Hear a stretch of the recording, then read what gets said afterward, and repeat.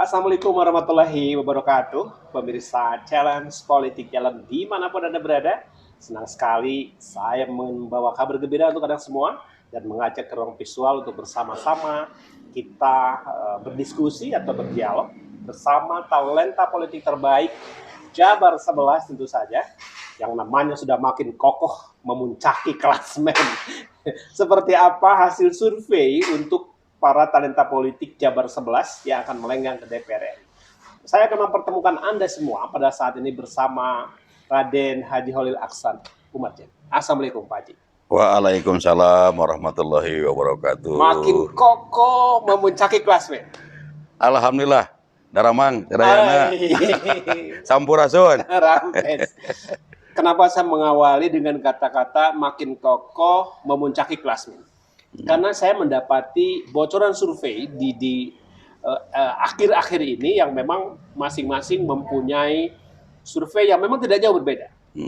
Dan tentu saja Anda bersama Partai Golkar ini di mata kita memang layak disebut memuncaki itu karena memang posisinya cukup signifikan.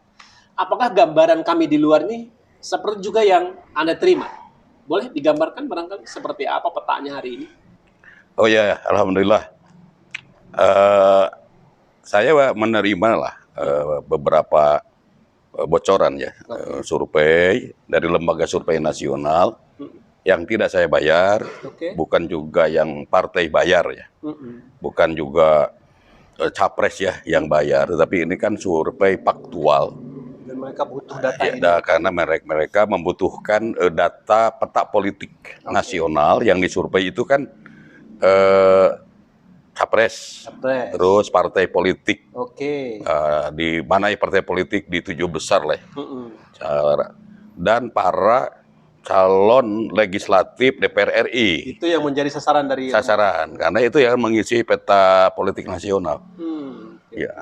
Nah, sejauh ini yang Pak Haji terima, partai Anda di Jabar 11 termasuk Anda sendiri dalam posisi yang menggembirakan? Alhamdulillah, Golkar di Jabar 11 dari mulai periode survei di bulan Agustus ya, mulai ada kelihatannya ya naiknya, terus survei di bulan November, Desember, dan terakhir Januari.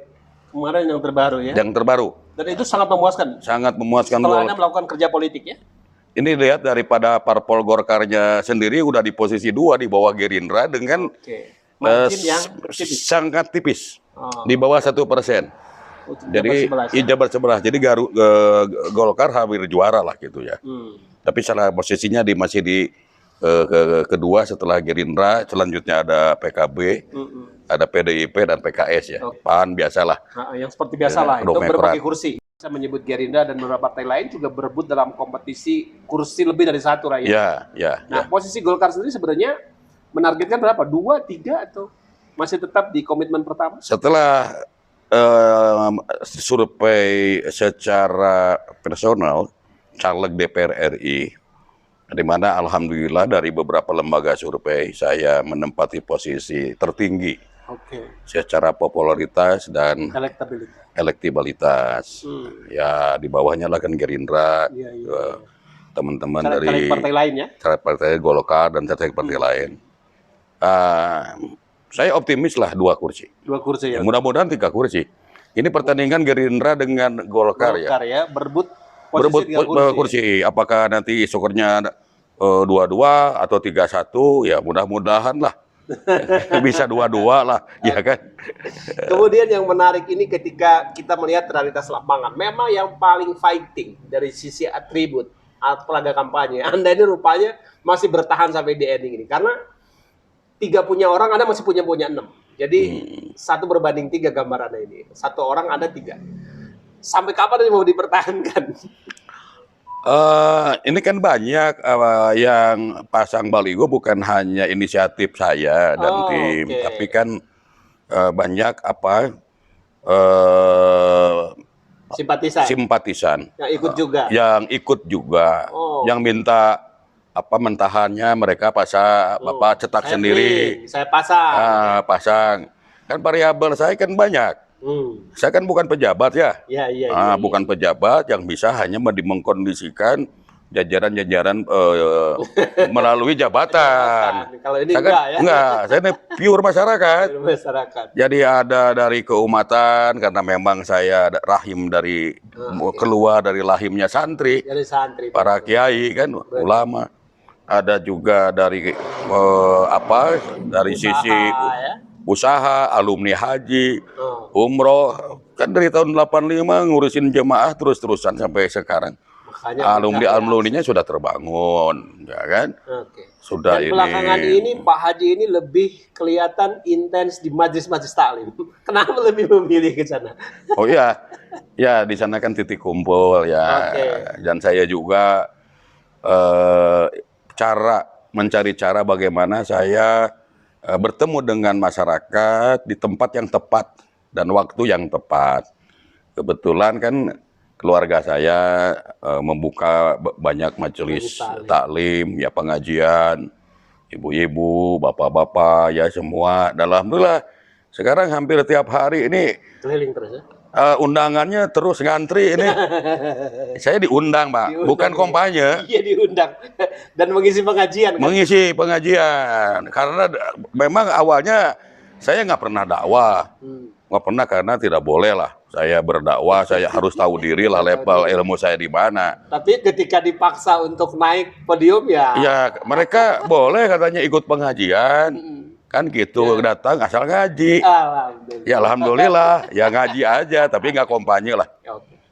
Urusan nanti masalah efek dari ngaji ini ada menjadi elektoral politik itu berkah. Pak Haji, Anda juga kerap kali menunjukkan performa yang kalau dalam barudak gaul orang Sunda mah Pak Haji Holil mah perlu gak ada, lu mau gue ada, gitu. Mau sosok apa gue tampilin. Nah, ngomong budaya di situ hadir, ngomong pengajian juga ada, ngomong politik apalagi sudah jadi makanannya, ngomong usaha juga bukan sia-sia, real. Bahkan ada orang menangis pada saat juga Anda memberangkatkan, itu juga membekas sekali di basis konstituen pada saat saya mengkonfirmasi itu bahwa Haji Holil lah yang memberi janji dan bukti katanya. Sudah diberangkatkan, sudah balik umroh dan dia cerita ke orang bagaimana kebaikan-kebaikan itu dia terima, bagaimana dia pengalaman dari tanah suci. Nah, di tengah mensiasati ruang-ruang komunikasi yang kosong, sosok Palu Gada ini kemudian apakah tidak lelah Anda memerankan itu? Enggak lah. Kan begini Pak, saya punya prinsip, itu juga belajar dari seorang ulama besar. Ya kan, kita kenal lah Uwa ya. Mama Khair Apandi, Manon Jaya, Manon Jaya, dengan pesan yang sangat berkesan buat saya. Kan pesannya kan ulah lempang dina hayang. Ulah lempang dina hayang. Melempang dina hayang masa tabrang-tabrang, kacau lah. Kacau kan gitu, tergoda setan nantinya apa dan segala macam ya. Iya benar. Lempang dina hayang. Kedua, ulah embung dina kudu. Ulah embung dina kudu. Jadi ulah lempang dina hayang. Ulah embung dina kudu. Nah, jadi ketika kita sudah masuk kepada satu posisi kudu gawe, kudu ibadah, kudu jadi pejabat, kudu ngabdi ka rakyat. Nggak usah geluh lah, memang kita harus begitu, harus dijalani.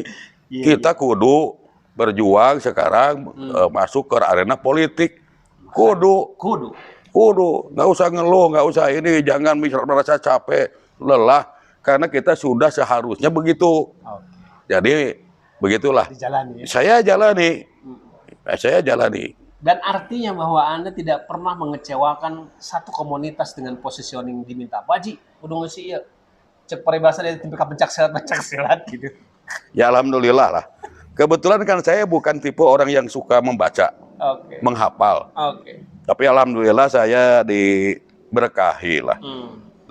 Saya diberikan anugerah oleh Allah untuk mau, bukan bisa Pak, bukan mampu.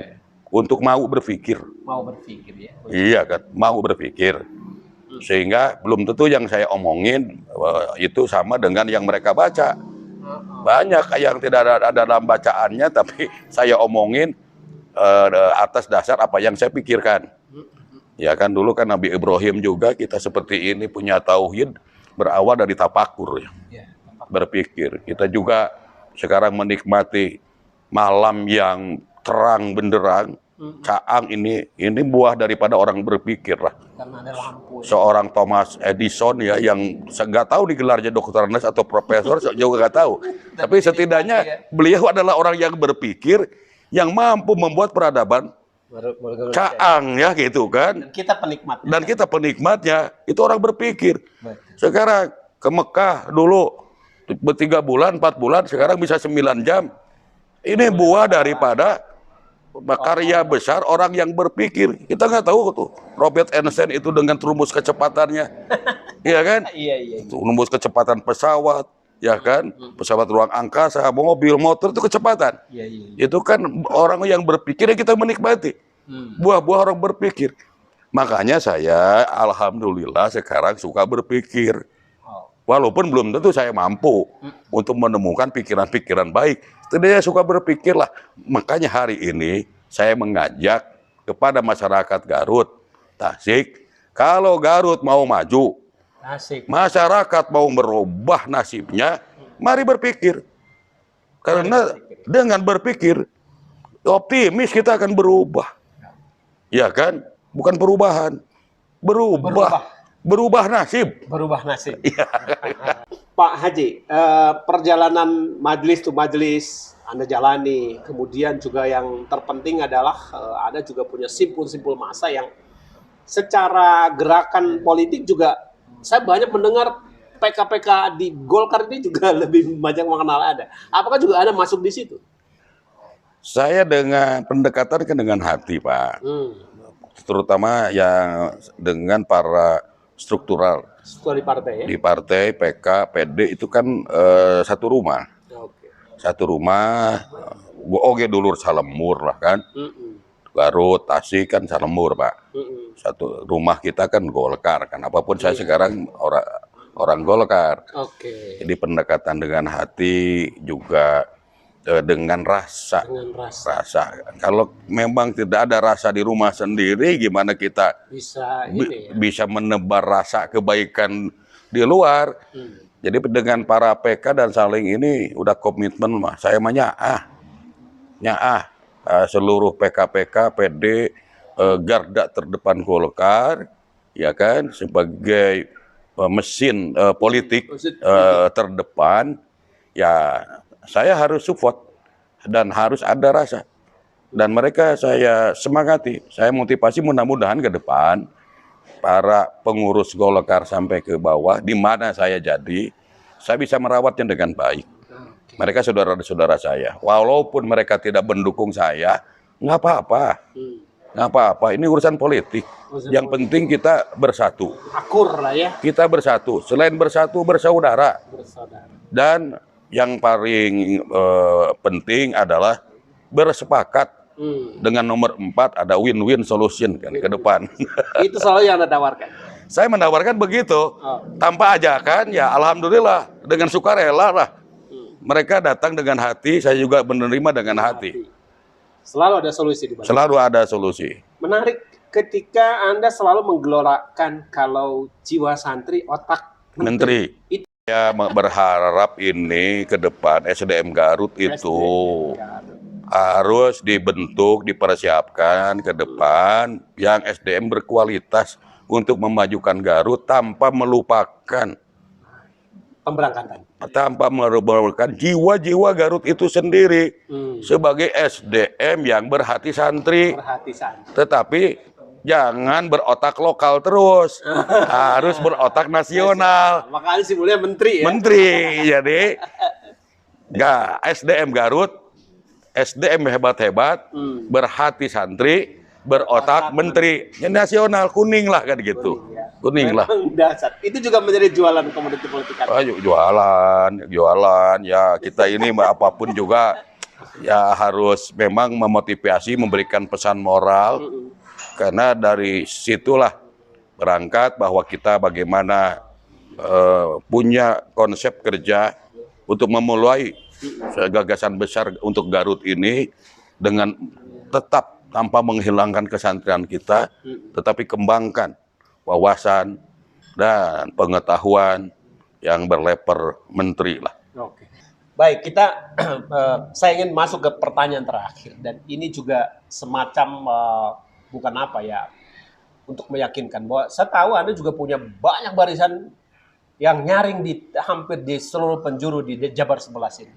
Bagaimana kemudian Anda memberikan ajakan kepada mereka untuk tetap konsisten berada di barisan Holil Aksan? Oh ya, pertama itu tadi saya pendekatannya dengan hati. Oke. Yalah, kita sudah bersaudara, sudah bersatu, kita tanamkan di hati kapalangnya Kapalangnya. Kapalangnya Karena dalam perjuangan ini ya nyaah ini penting, Pak. Okay. Saya tidak akan mau mengukur sekuat apa lawan lah.